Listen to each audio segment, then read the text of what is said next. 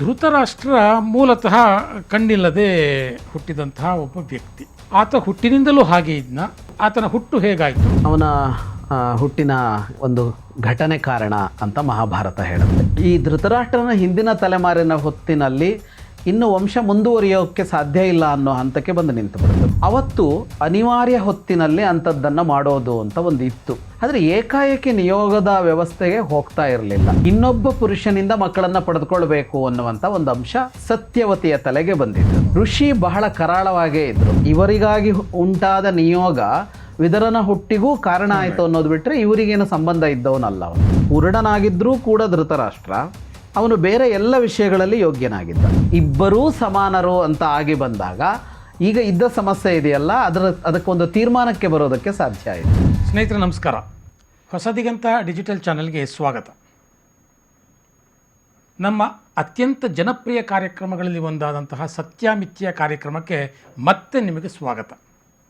ನಾನು ಮತ್ತೆ ನಿಮಗೆ ಸ್ವಾಗತ ಅಂತ ಯಾಕೆ ಹೇಳ್ತಾ ಇದ್ದೀನಿ ಅಂತಂದರೆ, ಬಹಳ ದಿನಗಳ ನಂತರ ಈ ಕಾರ್ಯಕ್ರಮದ ಮುಖಾಂತರ ನಾನು ನಿಮ್ಮ ಮುಂದೆ ಬರ್ತಾ ಇದ್ದೇನೆ. ಕಾರಣ ಇಷ್ಟೇ, ಈ ಕಾರ್ಯಕ್ರಮದ ರೂವಾರಿಗಳಾದಂತಹ ವಿದ್ವಾಂಸರಾದಂತಹ ಜಗದೀಶ್ ಶರ್ಮ ಸಂಪ ಅವರು ಸಾಕಷ್ಟು ಪ್ರವಾಸದಲ್ಲಿದ್ದರು. ರಾಜ್ಯಾದ್ಯಂತ ಅವರಿಗೆ ಬೇಡಿಕೆ ಇದೆ.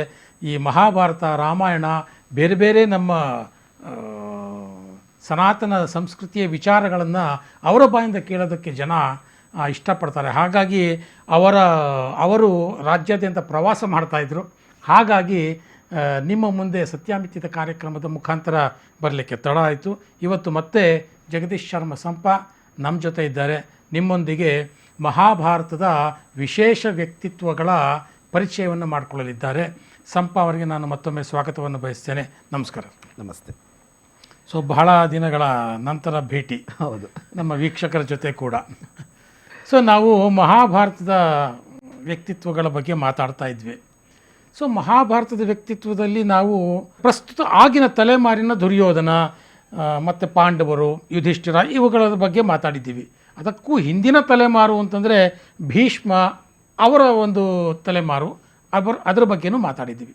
ಆದರೆ ಈ ಮಧ್ಯಮ ತಲೆಮಾರು ಅಂತ ಏನಿದೆ, ಧೃತರಾಷ್ಟ್ರ, ಪಾಂಡು, ಇವರ ಬಗ್ಗೆ ಸಾಕಷ್ಟು ಜನಗಳಿಗೆ ಇನ್ನೊಂದಷ್ಟು ವಿಚಾರಗಳು ತಿಳಿಬೇಕಾಗಿದೆ. ಅವರ ವ್ಯಕ್ತಿತ್ವಗಳು ಹೇಗೆ ರೂಪುಗೊಂಡವು, ಮತ್ತು ದುರ್ಯೋಧನ, ಯುಧಿಷ್ಠಿರನ ವ್ಯಕ್ತಿತ್ವದಲ್ಲಿ ಈ ವ್ಯಕ್ತಿತ್ವಗಳ ಪಾತ್ರ ಏನು. ಸೊ ಈ ಎಲ್ಲ ವಿಚಾರಗಳನ್ನು ನಮ್ಮ ವೀಕ್ಷಕರಿಗೆ ನೀವು ತಿಳಿಸ್ಕೊಡ್ಬೇಕು ಅಂತ ನಾನು ನಿಮ್ಮಲ್ಲಿ ಮೊದಲನೇದಾಗಿ ಕೇಳ್ಕೊತೀನಿ. ಧೃತರಾಷ್ಟ್ರ ಅಂತ ಬಂದಾಗ, ಧೃತರಾಷ್ಟ್ರ ಮೂಲತಃ ಕಣ್ಣಿಲ್ಲದೆ ಹುಟ್ಟಿದಂತಹ ಒಬ್ಬ ವ್ಯಕ್ತಿ. ಸೊ ಆತ ಹುಟ್ಟಿನಿಂದಲೂ ಹಾಗೆ ಇದ್ನ. ಹುಟ್ಟಿನಿಂದಲೂ ಹಾಗೆ ಇದ್ದ ಕಾರಣಕ್ಕೆ ಆತನಲ್ಲಿ ಕೆಲವು ಗುಣಗಳು ಮೇಳೈಸಿದವ. ಏನು ಆತನ ಹುಟ್ಟು ಹೇಗಾಯಿತು, ಧೃತರಾಷ್ಟ್ರನ ಹುಟ್ಟು, ಮತ್ತು ಆತನ ಹುಟ್ಟಿನಿಂದಲೇ ಆತ ಅಂಧನಾದ್ದರಿಂದ ಆತನ ಗುಣಗಳಲ್ಲಿ ಯಾವ ರೀತಿ ಅದು ಕಂಡು ಬಂತು ಅಂತ. ಧೃತರಾಷ್ಟ್ರ ಹುಟ್ಟುತ್ತಲೇ ಕುರುಡನಾಗಿದ್ದವ. ಅದಕ್ಕೆ ಅವನ ಹುಟ್ಟಿನ ಒಂದು ಘಟನೆ ಕಾರಣ ಅಂತ ಮಹಾಭಾರತ ಹೇಳುತ್ತೆ. ಅಂದರೆ ವ್ಯಾಸರ ನಿಯೋಗದಿಂದ ಹುಟ್ಟಿ ಬಂದವನವನು. ನಿಯೋಗ ಅನ್ನುವ ಒಂದು ವ್ಯವಸ್ಥೆ ಆಗ ಇತ್ತು. ಆಗ ಅದು ಅಂಗೀಕಾರ ಆಗಿತ್ತು. ಆದರೆ ಕಲಿಯುಗದಲ್ಲಿ ಅದು ನಿಷಿದ್ಧ ಅಂತ, ಅದನ್ನು ಕಲಿಯುಗಕ್ಕೆ ಬೇಡ ಅಂತ ನಿಲ್ಲಿಸಿಬಿಟ್ರು ಆಗಲೇ. ಅದು ಕೆಲವು ಪಂಚವಿವರ್ಜಯೇತ್ ಅಂತ ಆ ಹಿಂದಿನ ಕಾಲಘಟ್ಟದಲ್ಲಿದ್ದ 5 ನಿಯಮಗಳನ್ನು, 5 ಅಂಗೀಕೃತವಾದ ಅಂಶಗಳನ್ನು ಕಲಿಯುಗದಲ್ಲಿ ಮಾಡಬಾರದು ಅಂತ ಆಗಲೇ ನಿಷೇಧ ಬಂತು. ಅದರಲ್ಲಿ ನಿಯೋಗ ಪದ್ಧತಿ ಕೂಡ ಒಂದು. ಈ ನಿಯೋಗ ಪದ್ಧತಿಯಲ್ಲಿ ಅವನು ಹುಟ್ಟು ಬರಬೇಕು ಅನ್ನೋದಕ್ಕೆ ನಾವು ಕಾರಣ ಗೊತ್ತಿದೆ. ಯಾಕೆಂದರೆ ಅದರ ಹಿಂದೆ ಅವನಿಗಿಂತ ಹಿಂದಿನ ತಲೆಮಾರಿ ಏನಿತ್ತು, ವಿಚಿತ್ರವೀರ್ಯ, ಚಿತ್ರಾಂಗದ ಇಬ್ಬರು ಕೂಡ ಮಕ್ಕಳಿಲ್ಲದೆ ಸತ್ರು. ಶಂತನುವಿನ 2 ಮಕ್ಕಳು. ಶಂತನುವಿನ ಇನ್ನೊಬ್ಬ ಮಗ ಭೀಷ್ಮ, ಅವನು ವಿವಾಹ ಆಗೋದಿಲ್ಲ ಅಂತ ಪ್ರತಿಜ್ಞೆ ಬೇರೆ ಮಾಡಿದ್ದ. ಹಾಗಾಗಿ ಶಂತನುವಿನ ಹೊರಗೆ ಹರಿದು ಬಂದ ಏನು ಕುರುವಂಶ ಅಂತ ಇತ್ತು, ಚಂದ್ರವಂಶದ ಒಂದು ಕವಲಾದ ಕುರುವಂಶ ಇತ್ತು, ಅದು ಈ ಧೃತರಾಷ್ಟ್ರನ ಹಿಂದಿನ ತಲೆಮಾರಿನ ಹೊತ್ತಿನಲ್ಲಿ ಇನ್ನು ವಂಶ ಮುಂದುವರಿಯೋಕ್ಕೆ ಸಾಧ್ಯ ಇಲ್ಲ ಅನ್ನೋ ಹಂತಕ್ಕೆ ಬಂದು ನಿಂತು ಬಿಡುತ್ತೆ. ಭೀಷ್ಮ ವಿವಾಹವಾಗೋದಕ್ಕೆ ಸಿದ್ಧ ಇಲ್ಲ ಪ್ರತಿಜ್ಞೆಯ ಕಾರಣಕ್ಕಾಗಿ. ಚಿತ್ರಾಂಗದ ವಿವಾಹ ಆಗದೆ ಸತ್ತಿದ್ದಾನೆ.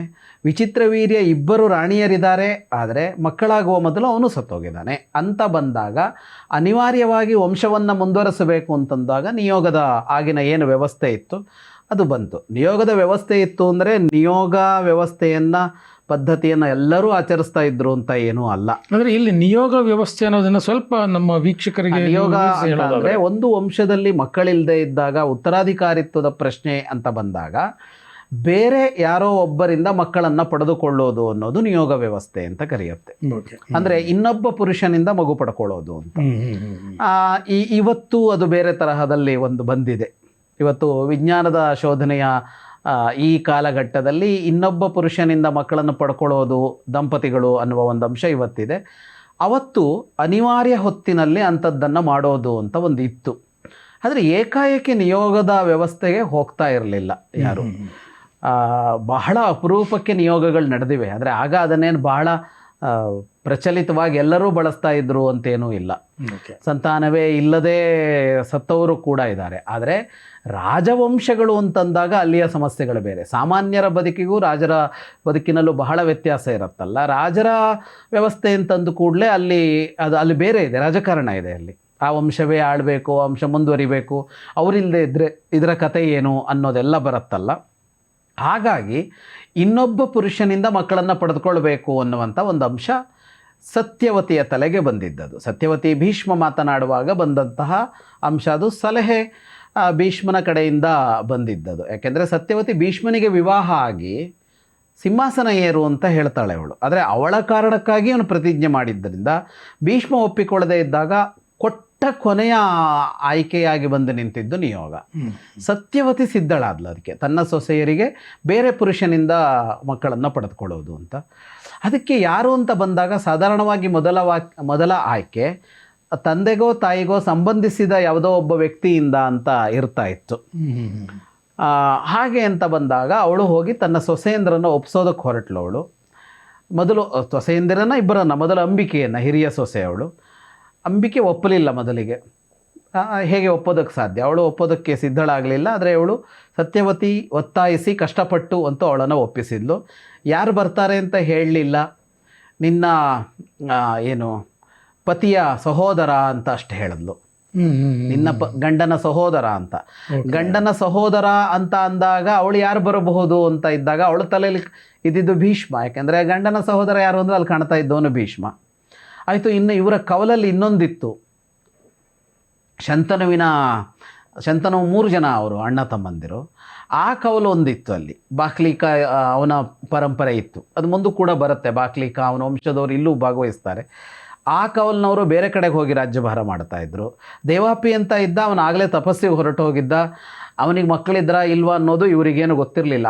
ಆಗ ಅವರ ಮನಸ್ಸಲ್ಲಿ ಬಂದಿದ್ದು ಯಾರು ಅಂದರೆ ತಮ್ಮ ಮಾವನ ಅಣ್ಣ ತಮ್ಮಂದಿರ ಮಕ್ಕಳು ಯಾರಾದರೂ ಬರಬಹುದು ಅಥವಾ ಭೀಷ್ಮ ಬರಬಹುದು ಅಂತ. ಆದರೆ ಅಲ್ಲಿ ಬಂದಿದ್ದ್ಯಾರು ಅಂಬಿಕೆ ಹೋದಾಗ ಅಂತ ಅಂದರೆ ಒಬ್ಬ ಋಷಿ ಬಂದಿದ್ದು. ಋಷಿ ಬಹಳ ಕರಾಳವಾಗೇ ಇದ್ದರು. ವ್ಯಾಸರೇ ಬರ್ಕೋತಾರೆ, ಅವರೇ ಅವ್ರ ಬಗ್ಗೆ ಬರ್ಕೋತಾರೆ. ಅವರು ಆಗಿನ್ನೂ ಸುದೀರ್ಘ ಕಾಲದ ತಪಸ್ಸಿನಿಂದ ಮೇಲೆದ್ದು ಬಂದಿದ್ದರು. ಹಾಗಾಗಿ ಕೂದಲು ಜಟೆಗಟ್ಟಿತ್ತು, ಮೈ ಚರ್ಮ ಒಣಗಿತ್ತು. ಅಂದರೆ ಅದು ಶರೀರ ಶೋಷಣೆ ಇರುತ್ತೆ ತಪಸ್ಸಿನಲ್ಲಿ. ಸೊರಗಿದ್ರು. ಹಾಗಾಗಿ ಒಂದು ದೇಹದಲ್ಲಿ ಬರಬಹುದಾದ ಯಾವ ಆಕರ್ಷಣೆಯೂ ಇರಲಿಲ್ಲ. ನೋಡಿದರೆ ಹಬ್ಬ ಅಂತ ಅನ್ನಿಸುವಂತೆ ಇತ್ತು ಅವರ ಆವತ್ತಿನ ಹೊತ್ತು. ಹೇಳಿದರು ವ್ಯಾಸರದನ್ನು ತಾಯಿಗೆ, 1 ವರ್ಷ ಅವರು ವ್ರತ ಮಾಡಲಿ ನಿನ್ನ ಸೊಸೆ, ಆ ವ್ರತದ ಅನಂತರದಲ್ಲಿ ಈ ಕಾರ್ಯ ನಡೀಲಿ ಅಂತ ಒಂದು ಸೂಚನೆ ಕೊಟ್ಟಿದ್ದರು ವ್ಯಾಸರು. ಅಂದರೆ ಹಲವು ಕಾರಣಗಳಿಗೆ 1 ವರ್ಷ ಅನ್ನೋದು ಒಂದು ವ್ರತ ಮಾಡ್ತಾ ಹೋಗೋದು ಒಂದು ಕಡೆಗಾದರೆ, ಮಾನಸಿಕವಾಗಿ ಅವಳು ಸಿದ್ಧಳಾಗಲಿ ಅನ್ನೋ ಅಂಶ ಕೂಡ ಅಲ್ಲಿತ್ತು. ಏಕಾಏಕಿ ಹಾಗೆ ಒಬ್ಬ ಹೆಣ್ಣು ಸಿದ್ಧಳಾಗೋಲ್ಲ ಅನ್ನೋದು ವ್ಯಾಸರಿಗೂ ಗೊತ್ತಿತ್ತಲ್ಲ. ಆದರೆ ಸತ್ಯವತಿಗೆ ಅಷ್ಟು ಕಾಯುವ ಸಹನೆ ಇರಲಿಲ್ಲ. ಅಂದರೆ ಅವಳಿಗೆ ತನ್ನಿಂದಾಗಿ ವಂಶ ನಿಂತು ಹೋಗಿದೆ ಅನ್ನೋದೊಂದು ಒಳಗಡೆ ಕೊರಿತಾ ಇತ್ತಲ್ಲ. ಅವಳಿಗೆ ಕೂಡಲೇ ಪರಿಹಾರ ಬೇಕಿತ್ತು. ಇಲ್ಲ, ಅದು ತಕ್ಷಣ ಆಗಬೇಕು ಅಂತ ಹಠ ಹಿಡಿದ್ಲು. ಅಂಬಿಕೆಗೆ ಸೂಚನೆಯನ್ನು ಕೊಡಲಿಲ್ಲ ಯಾರು ಬರ್ತಾರೆ ಅಂತ. ಹಾಗಾಗಿ ರಾತ್ರಿ ಬಂದಿದ್ದು ವ್ಯಾಸರು. ವ್ಯಾಸರನ್ನು ನೋಡಿದ ಕೂಡಲೇ ಅಂಬಿಕೆ ತನ್ನಷ್ಟಕ್ಕೆ ಕಣ್ಣು ಮುಚ್ಚಿಬಿಟ್ಲು ಅಂತ. ಅಂದರೆ ಕಣ್ಣು ಮುಚ್ಚಿ ಹೋಯಿತು ಅಂತ. ಓಕೆ. ಅವಳದ್ದು ನೋಡಲೇ ಇಲ್ಲ ಅವಳು ವ್ಯಾಸರನ್ನು. ಮಾರನೇ ದಿನ ತಾಯಿ ಕೇಳಿದಳು ವ್ಯಾಸರನ್ನು, ಹೇಗೆ ಹುಟ್ಟತ್ತೆ ಮಗು, ಎಂಥವನಾಗಿರ್ತಾನೆ ನನ್ನ ಮೊಮ್ಮಗ ಅಂತ. ಅತ್ಯಂತ ಯೋಗ್ಯನೊಬ್ಬ ಹುಟ್ಟುತ್ತಾನೆ, ಸಮರ್ಥನೊಬ್ಬ ಹುಟ್ಟುತ್ತಾನೆ. ಯೋಗ್ಯ ಅನ್ನೋದಕ್ಕಿಂತ ಅತ್ಯಂತ ಸಮರ್ಥನಾದವನೊಬ್ಬ ಹುಟ್ಟುತ್ತಾನೆ. ಬಾಹುಬಲದಲ್ಲಿ ನಿಸ್ಸೀಮನಾಗಿರ್ತಾನೆ ಅವನು. ಆದರೆ ಅವನಿಗೆ ಕಣ್ಣಿರೋಲ್ಲ ಅಂತ ಹೇಳಿದರು. ಹೀಗೆ ಹುಟ್ಟಿ ಬಂದವನು ಧೃತರಾಷ್ಟ್ರ. ಅಂದರೆ ಕಣ್ಣಿಲ್ಲದ ಒಂದು ಮಗು ನವಮಾಸದ ಅನಂತರ ಹುಟ್ಟಿತು. ಕಣ್ಣಿಲ್ಲದೆ ಬೆಳೆದ ಅವನು ಬೆಳೆಯುವಾಗ ಆ ಜೊತೆಗೆ ಪಾಂಡು ಹುಟ್ಟಿದ್ದ, ವಿದುರ ಹುಟ್ಟಿದ್ದ. ಈ 3 ಜನ ಒಟ್ಟಿಗೆ ಬೆಳೆದರು. ಈ 3 ಜನ ಬೆಳೆಯುವಾಗ ಯಾರು ದೊಡ್ಡವರು? ಧೃತರಾಷ್ಟ್ರ ಹಿರಿಯ, ಆನಂತರ ಪಾಂಡು, ಆನಂತರ ವಿದುರ ಇವರ ಪಟ್ಟಿಗೆ ಬರೋದೇ ಇಲ್ಲ. ವಿದುರ ಆ ನಿಯೋಗದ ಹೊತ್ತಿನಲ್ಲಿ ಆಕಸ್ಮಿಕವಾಗಿ ಅವನ ಜನ್ಮಕ್ಕೆ ಕಾರಣವಾದ ಘಟನೆ ನಡೆಯಿತು ಅನ್ನೋದು ಬಿಟ್ಟರೆ, ಅಂದರೆ ಇವರಿಗಾಗಿ ಉಂಟಾದ ನಿಯೋಗ ವಿದುರನ ಹುಟ್ಟಿಗೂ ಕಾರಣ ಆಯಿತು ಅನ್ನೋದು ಬಿಟ್ಟರೆ ಇವರಿಗೇನು ಸಂಬಂಧ ಇದ್ದವನಲ್ಲ ಅವನು. ಆದರೆ ಅರಮನೆ ಅವರು 3 ಜನರನ್ನು ಒಟ್ಟಿಗೆ ಬೆಳೆಸ್ತು. ಸ್ವತಃ ಭೀಷ್ಮ ನೇತೃತ್ವ ವಹಿಸಿದ್ದ. ಅಂದರೆ ಅವನೇ ಕಾಳಜಿ ವಹಿಸಿ ಮಕ್ಕಳನ್ನು ಬೆಳೆಸ್ತಾ ಬಂದ. ತಂದೆ ಇಲ್ಲವಲ್ಲ, ವ್ಯಾಸರು ನಿಯೋಗ ಮಾಡಿ ಹೊರಟೋಗ್ತಾರೆ, ಅವರ ಸಂಬಂಧಗಳನ್ನು ಉಳಿಸ್ಕೊಳ್ಳೋದಿಲ್ಲ. ನಿಯೋಗ ಯಾರು ಮಾಡ್ತಾನೋ ಅವನು ಸಂಬಂಧವನ್ನು ಉಳಿಸ್ಕೊಳ್ಳೋ ಇದು ಇಲ್ಲ. ಅಂದರೆ ಮುಂದೆ ಮಕ್ಕಳ ಜೊತೆಗಾದರೂ ಒಂದು ಸ್ವಲ್ಪ ಅದರ ಸಂಬಂಧ ಉಳಿಸ್ಕೊಳ್ಬಹುದು, ಆದರೆ ಆ ಸ್ತ್ರೀಯ ಜೊತೆಗೆ ಅವನು ಮತ್ತೆ ಯಾವತ್ತೂ ಮುಖ ನೋಡಲ್ಲ ಅನ್ನೋ ಥರನೇ ಇರುತ್ತೆ ಇದು. ಅಂದರೆ ಅದು ಬೇರೆ ತರಹದಲ್ಲಿ ಏನು ಪರಿವರ್ತನೆ ಆಗಬಾರದು ಅನ್ನುವ ಕಾರಣಕ್ಕೆ ಅಂಬಿಕೆ ಮತ್ತು ವ್ಯಾಸರು ಮತ್ತೆ ಯಾವಾಗಲೂ ಭೇಟಿಯಾಗಲೂ ಇಲ್ಲ. ಇಲ್ಲಿ ಏನಾಯಿತು, ಈಗ ಇವನು ಹಿರಿಯವನಾಗಿ ಹುಟ್ಕೊಂಡ್ಬಂದ, ಮಕ್ಕಳು ಬೆಳೀತಾ ಬಂದರು. ಮಕ್ಕಳು ಬೆಳೀತಾ ಬಂದಾಗ ಇಡೀ ಕುರುವಂಶವೇ ಬೆಳೀತು ಮತ್ತು ಕುರು ಸಾಮ್ರಾಜ್ಯ ಬೆಳೀತು ಅಂತ ವ್ಯಾಸರು ಹೇಳ್ತಾರೆ. 3 ಬೆಳೀತು ಅಂತ, 3 ಮಕ್ಕಳು ಬೆಳೀತಾ ಇದ್ದರು. ಅದರ ಜೊತೆಗೆ ಕುರು ವಂಶವೂ ಬೆಳೀತು ಮತ್ತು ಅದರ ಜೊತೆಗೆ ಕುರುಜಾಂಗಲ ಸಮೃದ್ಧವಾಯಿತು ಅಂತ. ಕುರುಜಾಂಗಲ ಅಂದರೆ ಇವರ ದೇಶಕ್ಕೆ ಹೆಸರು ಕುರುಜಾಂಗಲ ಅಂತ. ಹಸ್ತಿನಾವತಿ ಅಥವಾ ಹಸ್ತಿನಾಪುರ ಅಂತ ಹೇಳ್ತೀವಲ್ಲ, ಅದು ರಾಜಧಾನಿ. ಕುರುಜಾಂಗಲವು ಅಂತ 3 ಬೆಳೀತು ಅಂತ. ಒಂದು ಹಂತಕ್ಕೆ ಬಂದಾಗ ಇವರು ಎಲ್ಲವನ್ನೂ ಕಲಿತರು. ಇವನು ಕುರುಡನಾಗಿದ್ದರೂ ಕೂಡ ಧೃತರಾಷ್ಟ್ರ ಅವನು ಬೇರೆ ಎಲ್ಲ ವಿಷಯಗಳಲ್ಲಿ ಯೋಗ್ಯನಾಗಿದ್ದ. ಅಂದರೆ ಅತ್ಯಂತ ಬಾಹುಬಲ ಇತ್ತು ಅವನಿಗೆ, ಬಹಳ ಬಾಹುಬಲ ಅಂದರೆ ದೈಹಿಕ ಕ್ಷಮತೆ ಮತ್ತು ದೈಹಿಕ ಶಕ್ತಿ ಇದೆಯಲ್ಲ, ಅದು ಯಾರಿಗೂ ಇರಲಿಲ್ಲ ಅಂಥವನವನು ಅಂತ. ಯಾಕೆಂದರೆ ಅವನು ಕೊನೆಗೊಂದು ಘಟನೆ ಬರುತ್ತೆ, ನಾವು ಹಿಂದೂ ಯಾವಾಗಲೂ ಮಾತಾಡಿದ್ವಿ ಅದನ್ನು. ಭೀಮನ ಒಂದು ಮೂರ್ತಿಯನ್ನು, ಲೋಹದ ಮೂರ್ತಿಯನ್ನು ಆಲಂಗಿಸಿಕೊಂಡು ಪುಡಿ ಮಾಡ್ತಾನೆ. ಯಾವಾಗ ಅಂದರೆ ವೃದ್ಧಾಪ್ಯದಲ್ಲಿ. ಅಂದರೆ ಅವನ ದೇಹ ಶಕ್ತಿ ಬಹಳ ಅಪರಿಮಿತವಾದದ್ದು. ಅಂದರೆ ಅಂಧನಾಗಿದ್ದರೂ ಕೂಡ ಉಳಿದ ವಿಷಯದಲ್ಲಿ ಅವನೇನು ಕೊರತೆ ಇದ್ದವನಲ್ಲ. ದೈಹಿಕವಾಗಿ ಅವನು ಪ್ರಬಲ ಮತ್ತು ಅಧ್ಯಯನವನ್ನು ಭಾಳ ಚೆನ್ನಾಗಿ ಮಾಡಿದವನು. ಎಲ್ಲವನ್ನೂ ಚೆನ್ನಾಗಿ ಅಧ್ಯಯನ ಮಾಡಿದವನು. ವೇದಾಂಗ ರಾಜನೀತಿಗಳಲ್ಲೆಲ್ಲ ಅವನು ಕರತಲಾಮಲಕ ಆಗಿತ್ತು ಅವನಿಗೆ. ಹಾಗಾಗಿ ಗುರುಕುಲದ ಅಧ್ಯಯನವನ್ನು ಚೆನ್ನಾಗಿ ಮಾಡಿಕೊಂಡಿದ್ದ. ಹಾಗೆ ಮಾಡಿಕೊಂಡಾಗ ಈಗ ಮುಂದೆ ಯಾರು ಉತ್ತರಾಧಿಕಾರಿ ಅಂತ ಯಾರನ್ನ ಕೂರಿಸಬೇಕಾಗಿತ್ತು. ಯಾರನ್ನು ಕೂರಿಸಬೇಕು ಅಂದರೆ ಯಾರನ್ನೂ ಕೂರಿಸಿರಲಿಲ್ಲ ಭೀಷ್ಮ. ಅದು ಭಾಳ ಒಂದು ವಿಶಿಷ್ಟವಾದ ಸಂಗತಿ ಅಲ್ಲಿ ಗಮನಕ್ಕೆ ಬರುತ್ತೆ. ಈಗ ಶಂತನು, ಹಿಂದಿನ ತಲೆಮಾರಲ್ಲಿ ಶಂತನು ಸತ್ತೋಗ್ಬಿಡ್ತಾನಲ್ಲ, ಆಗ ಭೀಷ್ಮ ವಯಸ್ಸಿಗೆ ಬಂದಿದ್ದ. ಆದರೆ ಚಿತ್ರಾಂಗದ ಮತ್ತು ವಿಚಿತ್ರವೀರ್ಯ ಇಬ್ಬರು ಇನ್ನೂ ಪುಟ್ಟ ಮಕ್ಕಳಾಗಿದ್ದರು. ಚಿತ್ರಾಂಗದ ಸ್ವಲ್ಪ ದೊಡ್ಡವನು, ಹಾಗಂತ ಅವನನ್ನು ಪಟ್ಟಕ್ಕೆ ತಂದಿರಲಿಲ್ಲ. ಅಷ್ಟು ಹೊತ್ತಿಗೆ ಅವನು ಸತ್ತೋಗ್ಬಿಟ್ಟ ಚಿತ್ರಾಂಗದ, ಇನ್ನೊಬ್ಬ ಗಂಧರ್ವನ ಜೊತೆಗೆ ಯುದ್ಧ ಮಾಡಿ. ಆಗ ಇವನು ಭಾಳ ಚಿಕ್ಕವನು, ವಿಚಿತ್ರವೀರ್ಯ. ಆದರೆ ಅವನನ್ನು ಪಟ್ಟಕ್ಕೆ ತಂದು ಬಿಡ್ತಾರೆ, ಸಿಂಹಾಸನ ಏರಿಸಿ ಬಿಡ್ತಾರೆ. ಅಂದರೆ ಅವನು ಚಿಕ್ಕವನಿದ್ದಾಗಲೇ ವಿಚಿತ್ರವೀರ್ಯನನ್ನು ರಾಜನನ್ನಾಗಿಸಿಕೊಂಡು ರಾಜಪ್ರತಿನಿಧಿಯಂತೆ ಭೀಷ್ಮ ರಾಜ್ಯಭಾರ ನಡೆಸ್ಕೊಂಡು ಹೋಗ್ತಾನೆ. ಆದರೆ ಇವರು ಹುಟ್ಟಿದಾಗಲೂ ಸಿಂಹಾಸನ ಖಾಲಿ ಇತ್ತು. ವಿಚಿತ್ರವೀರ್ಯ ಸತ್ತೋದ ಮೇಲೆ ಈ ಮಕ್ಕಳು ಹುಟ್ಟಿ ಅದಾದ್ಮೇಲೆ ಖಾಲಿ ಇತ್ತಲ್ಲ. ಆದರೆ ಬಾಲ್ಯದಲ್ಲಿ ಇವರು ಯಾರನ್ನೂ ಪಟ್ಟಕ್ಕೆ ಏರಿಸೋದಿಲ್ಲ. ಅದು ಸಾಕಷ್ಟು ಕಾಲ, ಅಂದರೆ ಇವರು ಬೆಳೆಯುವವರೆಗೆ ಸಿಂಹಾಸನ ಖಾಲಿ ಇರುತ್ತೆ, ರಿಕ್ತವಾಗಿರುತ್ತೆ, ಭೀಷ್ಮನೇ ನಡೆಸ್ತಾ ಇರ್ತಾನೆ. ಯಾಕೆ ಅಂತ ಒಂದು ಪ್ರಶ್ನೆಯನ್ನು ಮಹಾಭಾರತ ಏನು ಚರ್ಚಿಸೋದಿಲ್ಲ, ಅದು ಇಷ್ಟೇ ಮೊಗಮ್ಮಗೆ ಹೇಳ್ಕೊಂಡು ಹೋಗುತ್ತೆ. ಆದರೆ ಯಾಕೆ ಕೂರಿಸಿಲ್ಲ ಅಂತ ಬಂದಾಗ ಅಲ್ಲಿ ಯೋಚಿಸುವ ಅಂಶ ಇದೆ ಅನ್ನೋದು ಗೊತ್ತಾಗತ್ತೆ. ಏನಂಶ ಇದೆ ಅಂತ ಅಂದರೆ, ಯಾರನ್ನ ಕೂರಿಸಬೇಕು ಅನ್ನುವ ಒಂದು ಜಿಜ್ಞಾಸೆ ಆ ಹೊತ್ತಿನಲ್ಲಿ ಕಾಡಿರಬೇಕು. ಸಹಜವಾಗಿ ಹಿರಿಯನನ್ನು ಕೂರಿಸಬೇಕು. ಹಿರಿಯ ಅಂಧನಾಗಿದ್ದಾನೆ, ಆಗ ಎರಡನೇವಿಗೆ ಅವಕಾಶ ಹೋಗಬೇಕು. ಆ ನಿರ್ಣಯವನ್ನು ಏಕಾಏಕಿ ಟಕ್ಕಂತ ತೆಗೆದುಕೊಳ್ಳೋಕ್ಕಾಗೋದಿಲ್ಲ. ಹಾಗಾಗಿ ಕಾಲ ಕಾದಿದ್ದಾರೆ ಅವರು ಅನ್ನೋದು ಗೊತ್ತಾಗತ್ತೆ. ಅರಮನೆಯವರು ಅಂದರೆ ಮಂತ್ರಿಮಂಡಲವೋ ಸತ್ಯವತಿಯೋ ಭೀಷ್ಮನೋ ಇವರೆಲ್ಲ ಮಾತನಾಡಿಕೊಂಡು ಕಾಲ ಕಾದಿದ್ದಾರೆ. ಯಾಕೆ ಕಾದಿರಬಹುದು ಅವರು ಅಂತ ಅಂದರೆ, ಎರಡನೆಯವನ ಸಾಮರ್ಥ್ಯ ಇವನನ್ನು ಮೀರಿಸಿದ್ದಾಗಿರತ್ತಾ ಅಂತ ನೋಡೋದಕ್ಕೆ ಕಾದಿದ್ದಾರೆ ಅಂತ ಅರ್ಥ. ವಿಚಿತ್ರ ವೀರ್ಯನನ್ನು ಪಟ್ಟಕ್ಕೆ ಏರಿಸುವಾಗ ಅವಕ್ಕೆ ಆಪ್ಷನ್ ಇಲ್ಲ, ಇದ್ದವನು ಅವನೊಬ್ಬನೇ. ದುರ್ಬಲನೋ ಸಬಲನೋ ಸಮರ್ಥನೋ ಅಸಮರ್ಥನೋ ಅವನನ್ನೇ ಕೂರಿಸಬೇಕು. ಇಲ್ಲಿ ಹಾಗಲ್ಲ, ಇಬ್ಬರಿದ್ದಾರೆ. ಒಬ್ಬ ಕಣ್ಣು ಕಾಣಿಸೋಲ್ಲ, ಆದರೆ ಇನ್ನೊಬ್ಬ ಸರಿಯಾಗಿದ್ದಾನೆ, ಆದರೆ ಅವನಿಗಿಂತ ಇವನೇ ಸಮರ್ಥನಾಗಿದ್ದರೆ ಅಂತ ಕಾದಿರಬೇಕು. ಹಾಗಾಗಿ ಅವರು ವಯಸ್ಸಿಗೆ ಬರೋ ತನಕ ಇವರು ಕಾದರು.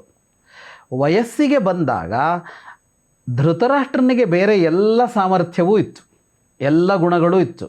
ಅವನು ನೋಡೋದಕ್ಕೂ ಸುಂದರವಾಗಿದ್ದ, ದೈಹಿಕ ಕ್ಷಮತೆ ಬಗ್ಗೆ ಅಂತಲೂ ಮಾತಾಡಿದ್ವಿ, ವಿದ್ಯೆಗಳನ್ನು ಸಾಂಗೋಪಾಂಗವಾಗಿ ತಿಳಿದುಕೊಂಡಿದ್ದ, ಒಳ್ಳೆಯ ಮಾತುಗಾರಿಕೆ ಇತ್ತು, ಸಂವಹನದ ಸಾಮರ್ಥ್ಯ ಇತ್ತು. ನಿಮಗೆ ಇನ್ಯಾವುದೇ ಕೊರತೆಯನ್ನು ಧೃತರಾಷ್ಟ್ರನಲ್ಲಿ ಗುರುತಿಸೋದಕ್ಕಾಗೋದಿಲ್ಲ ಹಾಗಿದ್ದ. ಆದರೆ ಈಗ ಅಕ್ಕಪಕ್ಕ ಇಬ್ಬರನ್ನು ನೋಡಿಕೊಂಡಾಗ ಇಷ್ಟೂ ಗುಣಗಳು ಅವನಲ್ಲೂ ಇತ್ತು, ಪಾಂಡುವಿನಲ್ಲೂ ಇತ್ತು. ಇಬ್ಬರೂ ಸಮಾನರು ಅಂತ ಆಗಿ ಬಂದಾಗ ಈಗ ಇದ್ದ ಸಮಸ್ಯೆ ಇದೆಯಲ್ಲ, ಅದಕ್ಕೊಂದು ತೀರ್ಮಾನಕ್ಕೆ ಬರೋದಕ್ಕೆ ಸಾಧ್ಯ ಆಯಿತು.